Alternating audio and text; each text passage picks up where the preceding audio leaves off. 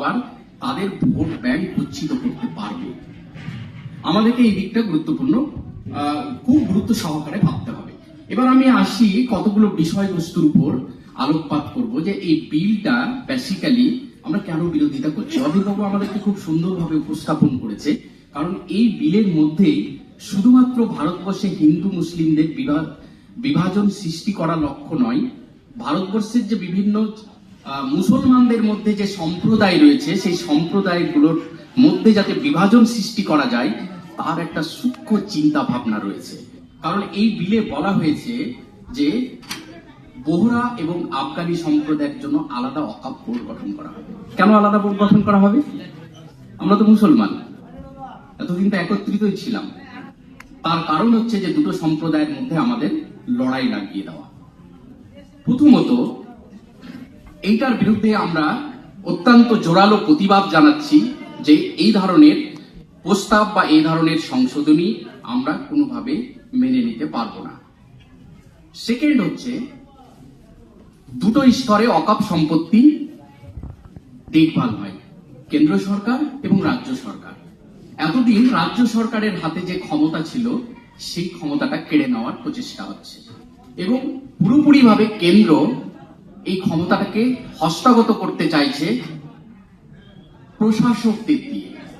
কারণ এতদিন মাইনরিটি কমিশনের যিনি চেয়ারম্যান ছিলেন, ওয়াকফ বোর্ডের যারা চেয়ারম্যান ছিলেন, হর্তাকর্তা ছিলেন, বিভিন্ন ওয়াকফ সম্পত্তি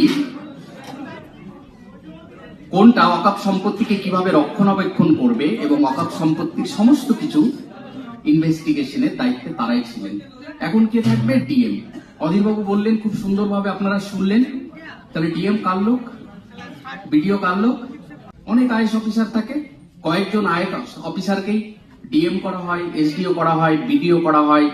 তার কারণ হচ্ছে যে এরা বিভিন্ন রাজনৈতিক দলের আশ্রিত পার্টি কর্মী। তাহলে এই জায়গাগুলোকে আমাদেরকে বুঝতে হবে এবং আমরা এই ওয়াকফ বিলকে কিভাবে প্রতিহত করব তার পরিকল্পনা করতে হবে। আমরা প্রতি সভা করে কি আমরা করতে পারবো? কারণ এটা তো বিল আকারে এসছে, আইন পাস হবে, সংসদে ভোটাভুটি হবে। তাহলে সংসদে ভোটাভুটিতে কারা পার্টিসিপেট করবে? আমরা করতে পারবো না। তাহলে আমরা যে বিভিন্ন রাজ্য থেকে এসছি, আমরা যে বিভিন্ন রাজ্য থেকে যে সমস্ত দলগুলো আমরা ভোট দিই তাদেরকে প্রেশারাইজ করতে হবে যাতে কোনোভাবে এই ওয়াকফ বিল পাস না হয়। এবং আমরা এখন দেখতে পাচ্ছি যে বিভিন্ন স্টেট গভর্নমেন্ট এই নিয়ে প্রতিবাদ করছে। ওরা কেন প্রতিবাদ করবে? ওরা সংগঠিত হোক। বিভিন্ন দলের ওয়াকফের যারা বিরোধিতা করছে কেন্দ্রীয় ওয়াকফ বিলের, সেই সমস্ত রাজনৈতিক দলগুলোকে একত্রিত করে তারা সংসদে বিরোধিতা করুক। এই নয় যে সেই দিন অনুপস্থিতিতে অসুস্থতার কারণে বিভিন্ন কারণে বিল পাস হয়ে যাবে আর আমরা বসে থাকবো ভোটাভুটিতে। তাদেরকে বলুন যাতে কোনোভাবেই সংসদে এই বিল পাস না হয়। তার জন্য একটা প্রেসার গ্রুপ তৈরি করুন এবং সরকারের উপর চাপ সৃষ্টি করুন।